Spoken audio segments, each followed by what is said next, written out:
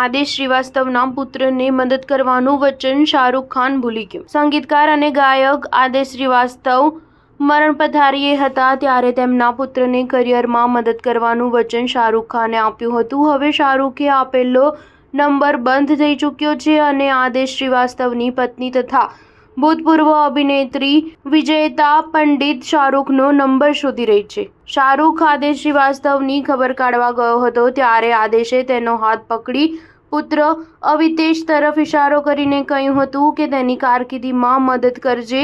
શાહરૂખે ત્યારે સંમતિ આપી હતી। ઉલ્લેખનીય છે કે 2015માં કેન્સરના કારણે આદેશનું નિધન થયું હતું।